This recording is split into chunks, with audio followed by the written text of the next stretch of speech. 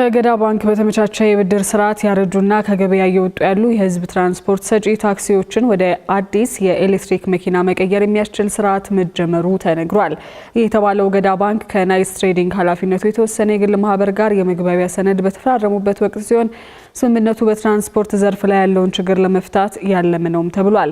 ስምምነቱን በተመለከተ ማብራሪያ የሰጡት የናይስ ትሬዲንግ ዋና ስራ አስፈጻሚ ጃለታ ሙለታ ስርዓቱ አንድ ያረጀ ታክሲ ያለው ግለሰብ ገንዘብ ማውጣት ሳይጠበቅበት እየተገለገለበት ያለውን ያረጀ ተሽከርካሪ ከገዳ ባንክ በተመቻቸ ብድር አዲስ መኪና በመውሰድ እየሰራ በመክፈል የመኪና ባለቤት የሚሆንበት ስርዓት አበጅተናል ብለዋል።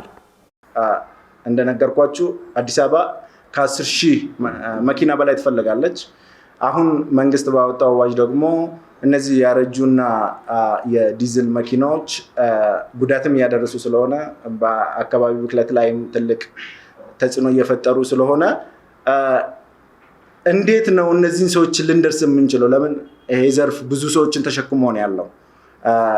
እነሱ ብቻ አይደሉም፣ ከነሱ ጀርባ ደግሞ ብዙ ሚስቶችና ልጆች ያላቸው ሰዎች ናቸውና ብዙ ሰዎች እየተዳደሩበት ነውና ይሄ መኪና እንደዚህ እየተገዛ መሄድ ይችላል ወይ? ቅድም አጠር አድርጌ ነው ተናግሬ ያለፍኩት። ይሄ የድራይቭ ቱ ኦን የሚባል ሲስተም በሀገራችን ለመጀመሪያ ጊዜ ከመኪና አምራች ካምፓኒው ጋር ተፈራርመን መኪናው እየተመረተ ይመጣል። ድራይቨሩ መጥቶ መኪናውን አሮጌ መኪናውን ይዞ ይመጣና መኪናውን ኦን እያደረገ ይሄዳል።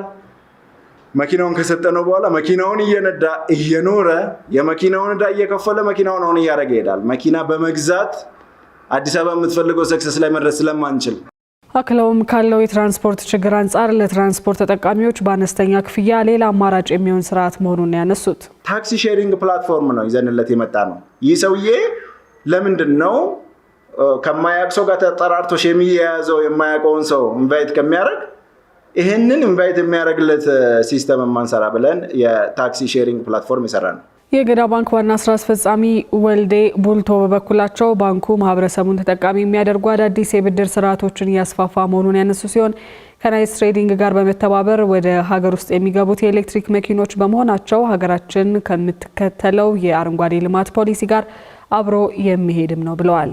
ማህበረሰቡን ያማከለ የባንክ አገልግሎት ማለት ከተለመደው የባንክ አገልግሎት ወጣ ብሎ ማህበረሰቡን የሚጠቅም ስራ ለሚሰሩ ዜጎች ወጣ ባለ መልኩ የፋይናንስ አክሰስ በመስጠት እነሱ ደግሞ ፋይናንስ አክሰስ ካገኙ በኋላ ማህበረሰቡ በሚፈልገው ደረጃ የሚያገለግሉበት ሞዴል ነው ማለት ነው።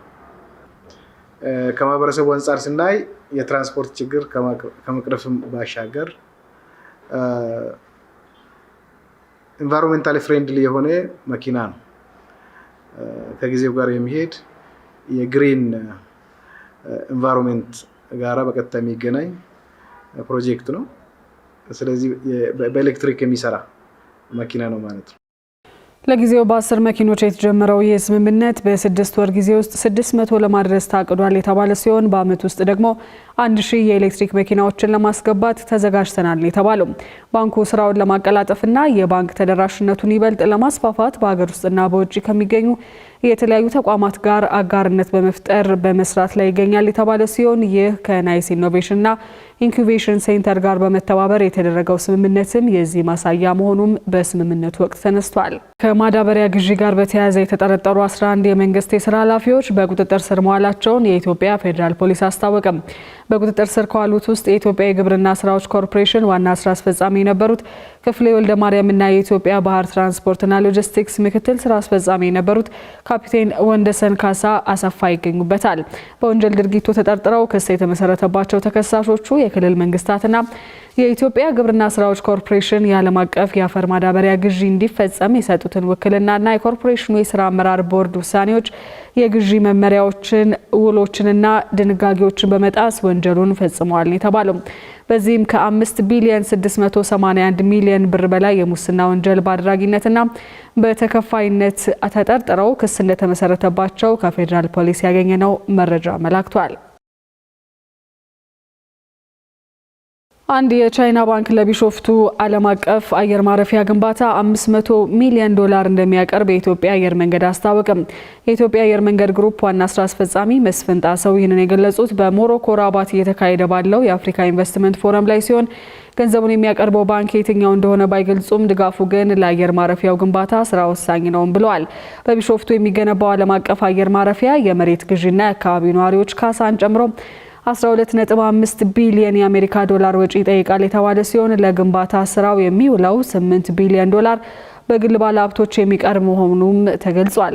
ሲጠናቀቅ የአፍሪካ ትልቁ አውሮፕላን ማረፊያ እንደሚሆን ለሚጠበቀው አዲሱ አውሮፕላን ማረፊያ ግንባታ ከሚፈለገው $10 ቢሊዮን ወጪ 20% የሚሆነውን የኢትዮጵያ አየር መንገድ እንደሚያቀርብና ቀሪው ደግሞ ከሌሎች አበዳሪዎች የሚገኝ መሆኑ ነው የተገለጸው። ባሳለፍነው ነሐሴ ወር የአፍሪካ ልማት ባንክ $500 ሚሊዮን ድጋፍ ያደርጋል መባሉ የሚታወስ ሲሆን በሁለት ምዕራፍ የሚገነባው አየር ማረፊያው የመጀመሪያው ሲጠናቀቅ በአመት 60 ሚሊዮን መንገደኞችን የሚያስተናግድ ነው ተብሏል። እንዲሁም በሙሉ አቅም ወደ ስራ ሲገባ ደግሞ ቁጥሩ ወደ 110 ሚሊዮን ከፍ ይላል መባሉን ዘኢስት አፍሪካን ዘግቧል። የአሜሪካ የአፍሪካ እዝ አፍሪኮም አዛዥ ጄኔራል ዳግቪን አሬም አንደርሰን የአሜሪካ መንግስት በአፍሪካ ቀንድ ቀጠናዊ መረጋጋትን ለማረጋገጥ ያለውን ቁርጠኝነት ለማሳየት በዚህ ሳምንት ኢትዮጵያ መምጣታቸውን በኢትዮጵያ የአሜሪካ ኤምባሲ አስታወቀ። ጄኔራል አንደርሰን በቆይታቸው ከጠቅላይ ሚኒስትር አብይ አህመድና ከኢፌዴሪ ጦር ኃይሎች ጠቅላይ ኤታማዦር ሹም ፊልድ ማርሻል ብርሃኑ ጁላን ጨምሮ ከኢትዮጵያ ከፍተኛ የመንግስትና የጦር አመራሮች ጋር መወያየታቸውም ተገልጿል። ጄኔራሉ ወደ ኢትዮጵያ የመጡበት ዋነኛ ምክንያት የጋራ ስጋቶች ስላሉ ነው ያሉ ሲሆን በጋራ ስጋት በሆነው ሀገር አቋራጭ ሽብርተኝነትና ለቀጠናው መረጋጋት በጋራ እንዴት አስተዋጽኦ ማድረግ እንደምንችል መወያየት ችለናል ሲሉ አስረድተዋል። ጄኔራሉ አክለውም ኢትዮጵያ ሽብርተኝነትን ለመዋጋትና ቀጠናዊ መረጋጋት ለመፍጠር ወሳኝ ሀገር ናት ያሉ ሲሆን በምስራቅ አፍሪካ በሳህልና በምዕራብ አፍሪካ የባህር ዳርቻ አካባቢዎች እየጨመረ የመጣውን የአሸባሪዎች እንቅስቃሴ ለመዋጋት የሚደረገው የጋራ ጥረት ከመቼውም ጊዜ በላይ አስፈላጊ መሆኑንም ጠቁመዋል። ጠቅላይ ሚኒስትር አብይ ከቀናት በፊት የጄኔራሉን ጉብኝት በተመለከተ በማህበራዊ ትስስር ገጻቸው ላይ ባጋሩት ጽሑፍ የአፍሪካ እዝ አዛዥ ጄኔራልን አግኝቼ በቀጠናው የጸጥታና የበለጠ ትብብር ለማድረግ በሚቻልባቸው ጉዳዮች ላይ ውይይት አድርገናልም ብለው ነበር። ተመልካቾቻችን የምትመለከቱት የአዲስ ነገር የማለዳ የሀገር ውስጥ አጫጭር መረጃዎቻችን ነው። ቀጥለናል። 3.4 ሚሊዮን ዓመት ገደማ ዕድሜ ያለው ቅሪተ አካል በአፋር ክልል መገኘቱን የኢትዮጵያ ቅርስ ባለስልጣን አስታወቀ። ባለስልጣኑ እንዳስታወቀው ቅሪተ አካሉ የተገኘው በአፋር ክልል ወረንሰል ሚኔ ተብሎ በሚጠራው አካባቢ ሲሆን ግኝቱን ይፋ ያደረጉት በአሪዞና ስቴት ዩኒቨርሲቲ ተመራማሪ የሆኑት ፕሮፌሰር ዮሐንስ ኃይለስላሴ አዲሱ ግኝት የ3.4 ሚሊዮን ዓመት ዕድሜ እንዳለውና ይህም ሉሲ በኖረችበት ዘመን ይኖር እንደነበር አመላካች ነው ብለዋል። በዚህም ምክንያት ለቅሪተ አካሉ የሉሲ የቅርብ ዘመድ የሚል ስያሜ እንደተሰጠው ሲገለጽ የተገኘው ቅሪተ አካል በሰው ዘር የለውጥ ሂደት ኢትዮጵያ የሰው ዘር መገኛ መሆኗም ዳግም ያረጋገጠ መሆኑም ተመላክቷል። የሉሲ ወይንም የድንቅነሽ ቅሪተ አካል በህዳር ወር 1967 ዓ.ም በአፋር ክልል ሀዳር በተባለ ቦታ መገኘቱም ይታወሳል።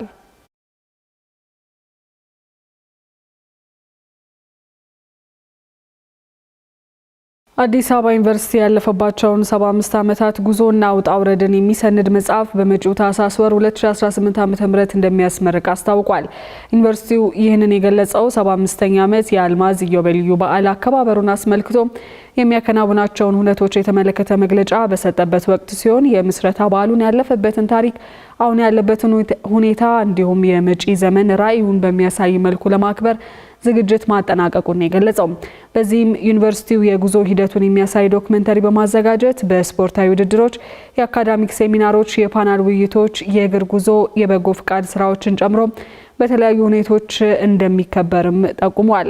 በ1942 ዓ.ም 33 ተማሪዎችን ተቀብሎ ማስተማር የጀመረው የአዲስ አበባ ዩኒቨርሲቲ ዛሬ ከ10 በላይ ካምፓሶች በሺዎች የሚቆጠሩ ተማሪዎችን በቅድመ ምረቃና የድህረ ምረቃ የትምህርት ፕሮግራሞች እያስተማረም ይገኛል።